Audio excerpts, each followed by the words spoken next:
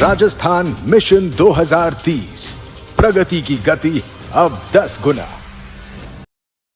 यहाँ पर उपस्थित मेरे पूर्व में आए हुए प्रतिभागियों, माँ सरस्वती जैसी शिक्षिकाएं और गुरु द्रोण जैसे शिक्षक, सभी को मैं नमन करता हूँ।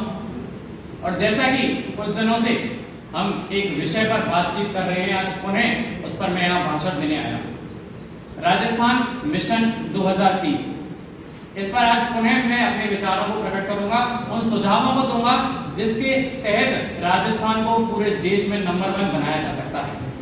क्योंकि पिछले कई वर्षों से, कई दशकों से, स्वतंत्रता के बाद आज तक कई सरकारें बदल गई, कई योजनाएं आई हैं और राजस्थान के विकास में कार्य किया जा रहा है, परंतु ये मिशन कुछ हटके है। इस मिशन में जन भागीदारी है। आज तक क्या होता था कि अधिकारीगण हो या मंत्रीगण हो या मंत्री परिषद हो, वह डिसाइड करते थे कि किस क्षेत्र में क्या विकास किया जाना चाहिए। अब मुख्यमंत्री जी ने, हमारे राज्य के माननीय मुख्यमंत्री जी ने हमें मौका दिया है कि जन सामान्य आपसे पूछा जा रहा है कि आप क्या सुझाव दोगे, आपके क्षेत्र में क्या विकास करना चाहिए, आप अपना भविष्य किस तरह देखते हैं। उन क्षेत्रों में मैं बात करूंगा, अपने सुझाव दूंगा। पहला क्षेत्र शिक्षा आता है, जो सभी क्षेत्रों का आधार है। शिक्षा के क्षेत्र में सबसे पहला जो मैं सुझाव देना चाहूंगा वो है परिवर्तन, पाठ्यक्रम में परिवर्तन। पाठ्यक्रम में ऐसा परिवर्तन होना चाहिए जो रोजगार दे सके। वर्तमान में एक ऐसा पाठ्यक्रम चलाया जा रहा है जो केवल रिजल्ट देता है, बच्चे अच्छे अच्छे रिजल्ट से पास हो जाते हैं, लेकिन रिजल्ट और डिग्री लेने के बाद उन्हें रोजगार नहीं मिलता है। इस पाठ्यक्रम में वो परिवर्तन करना है। दूसरा जो है ऑनलाइन स्टडी, जिसका क्रेज पिछले कुछ वर्षों से आपको देखने को मिला है, वो मैं सुझाव देना चाहूंगा कि हर विद्यालय, हर महाविद्यालय, हर शिक्षण संस्थान में डिस्टेंस लर्निंग प्रोग्राम और ऑनलाइन स्टडी की फैसिलिटी प्रोवाइड होनी चाहिए। तीसरा जो शिक्षा के क्षेत्र में मैं सुझाव दूंगा कि आजकल जो विद्यार्थी हैं वे ये सोचते हैं कि स्कूल में टीचर्स पढ़ाते नहीं है, कॉलेजेस में टीचर्स पढ़ाते नहीं है, या यहाँ पे कुछ नहीं होता है। उस बात में मैं बोलना चाहूंगा कि आप सभी युवा हैं, आप सभी के अंदर विवेक है, ये जानिए कि वाकई कमी कहां पर है। कमी है शिक्षकों की संख्या में कमी। जो एक टीचिंग फैसिलिटी है और एक नॉन टीचिंग फैसिलिटी है, उसमें अंतर।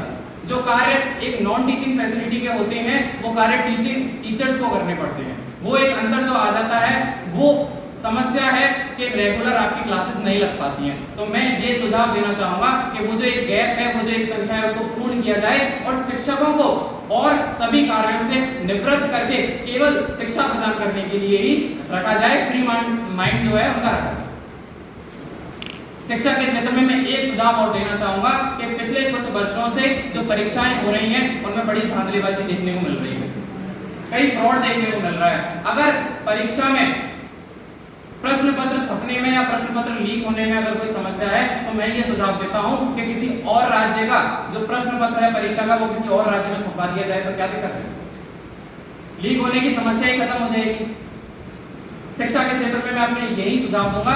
अगला जो क्षेत्र है वो है आयुर्वेद का। आयुर्वेद और स्वास्थ्य का क्षेत्र। राजस्थान पहले से ही स्वास्थ्य में पूरे देश में पहले स्थान पर है, परंतु इसमें भी और हमें बढ़ाना चाहिए और विकास करना चाहिए। पहला जो स्वास्थ्य के क्षेत्र में मैं आपको सुझाव दूंगा वह यह है कि गांव, जैसे कि भाई ने बताया था, मेरे पूर्व प्रतिभागी ने, कि नए जिले गठित कर दिए हैं और जिला मुख्यालय पास हो जाएगा सभी के। लेकिन जब क्या होगा कि जब जिला मुख्यालय और आपातकाल आ गया तो जिला मुख्यालय में भी पहुंचने में देर लग जाएगी। तो मैं चाहता हूं कि हर गांव तक डॉक्टर्स की पहुंच हो। एक ऐसा रास्ता, एक ऐसा वाहन जो की योजना बनाई जाए जो तुरंत और तीव्र गति से हॉस्पिटल तक पहुंचाई जाए। टेक्नोलॉजी का सहारा लेकर ड्रोन के सहारे से मेडिसिन को पहुंचाया जा सके। आयुर्वेद के क्षेत्र में मैं बात करूंगा, दो आपको उदाहरण दूंगा कि आयुर्वेद का महत्व कितना बड़ा है। जैसे पूर्व में कोविड आया था तो उसमें और सभी देशों ने जो मृत शरीर थे वो जला दिए थे, जबकि कहीं भी और किसी धर्म में मृत शरीरों को जलाया नहीं, दफनाया जाता है, परंतु कोविड के कारण सभी को जलाया गया। ये महत्व हमारे आयुर्वेद ने काफी वर्ष पहले बता दिया था कि इसके पीछे क्या साइंटिफिक महत्व है। ठीक है, अगला जो क्षेत्र है वो है उद्योग का क्षेत्र। उद्योग के क्षेत्र में मैं सुझाव देना चाहूंगा कि बड़े बड़े उद्योगों को थोड़ा पीछे रखकर लघु उद्योग और कुटीर उद्योगों को प्राथमिकता देनी चाहिए। आजकल क्या होता है, अगर कोई बिजनेस करना चाहता भी है तो वित्तीय सहायता उसे नहीं दी जाती है। तो मैं ये सुझाव दूंगा कि छोटे उद्योगों को, लघु उद्योगों को वित्तीय सहायता प्रदान की जाए। अगला जो क्षेत्र है वो है परिवहन का। मैं नहीं कहता कि लंबी चौड़ी सड़कें बने, लंबे चौड़े ब्रिज बने, कम से कम इतना तो बन जाए कि एक गांव से 3 रोड पक्की हो। जो पहली रोड हो वो विद्यालय तक पहुंचे, दूसरी रोड हो वो हॉस्पिटल तक पहुंचे और तीसरी रोड हो वो पुलिस स्टेशन तक पहुंचे। कम से कम परिवहन इतना तो हो जाए। अगला जो क्षेत्र में मैं बात करता हूं, पर्यटन।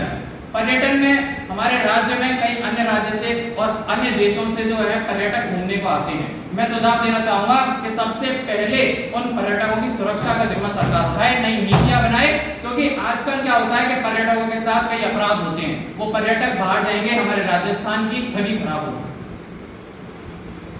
ये सारे जो क्षेत्र थे, लास्ट में मैं एक क्षेत्र के बारे में बात करूंगा, महिला सशक्तिकरण। जैसा कि पूर्व में कई प्रतिभागियों ने महिला सशक्तिकरण पर अपने विचार प्रस्तुत किए थे और कहा था कि महिलाओं के लिए ये नहीं किया जाता, महिलाओं के साथ ऐसे अपराध होते हैं, महिलाएं इस क्षेत्र में या इस क्षेत्र में उनको अवसर प्रदान नहीं किए जाते।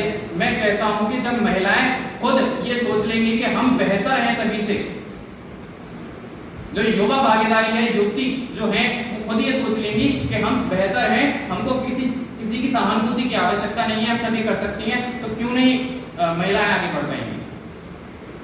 राज्य सरकार द्वारा कई योजनाएं महिलाओं के लिए चलाई गई हैं, कई विद्यार्थियों के लिए चलाई गई हैं, उद्योग के लिए कई योजनाएं चलाई गई हैं। जैसे शिक्षा के क्षेत्र में बात करूं तो अनुप्रति कोचिंग योजना, जिसमें निःशुल्क शिक्षा विद्यार्थियों के लिए प्रदान की जाती है। हायर एजुकेशन के लिए, उच्च शिक्षा के लिए राजीव गांधी स्कॉलरशिप प्रदान की जाती है। लड़कियों के लिए शिक्षा के क्षेत्र में कई स्कॉलरशिप प्रदान की जा रही हैं और उनके लिए वाहन सुविधा भी उपलब्ध कराई जा रही है। स्कूटी उनको उनकी शिक्षा के स्तर पर अलग अलग दिए जा रहे हैं। स्कूली शिक्षा पर साइकिल बांटी जाती है, लैपटॉप बांटे जाते हैं। अंत में मैं यही कहूंगा कि एक युवा की भागीदारी, हमारी और आपकी क्या भागीदारी इस विकास में होनी चाहिए। हमारी और आपकी ये भागीदारी होनी चाहिए कि आप किसी भी क्षेत्र में जाओ, चाहे शिक्षा के क्षेत्र में, चाहे व्यवसाय के क्षेत्र में, चाहे स्वास्थ्य के क्षेत्र में, परंतु आप अपना कार्य पूरी ईमानदारी और निष्ठा के साथ करें। अगर आप ये सोच के कोई नौकरी ज्वाइन करते हैं कि मैं अपने परिवार को ये सारी चीजें दूंगा, ये फैसिलिटीज दूंगा, ऐसा करूंगा, वैसा करूंगा, तो उसके साथ आज से ही आप अपने मन में ये भी सोच लीजिए कि राजस्थान को 2030 तक विकसित बनाना है। जिस भी क्षेत्र में आप कार्य करें, अपना सर्वोत्तम परिणाम दें उसमें और पूर्ण ईमानदारी से कार्य करें। जब इतने सारे सुझाव मान लिए जाएंगे हैं, तो क्यों नहीं कोई राष्ट्र, कोई देश, कोई राज्य विकसित हो पाएगा। जो आज हम जीडीपी या HDI ह्यूमन डेवलपमेंट इंडेक्स की बात करते हैं, वो 1500 और 1600 शताब्दी में तुलसीदास जी बहुत पहले कह गए थे, अल्प मृत्यु नहीं कविनो पीरा, सब अल्प मृत्यु नहीं कविनो पीरा, सब सुखी विरज शरीरा। मतलब कि सभी की लाइफ एक्सपेक्टेंसी और हेल्थ जो फैसिलिटीज हैं वो हाई हो। लाइफ एक्सपेक्टेंसी मतलब कि जो एवरेज एज है वो हाई हो और जो हेल्थ फैसिलिटीज हैं एक राज्य में वो अच्छी होनी चाहिए।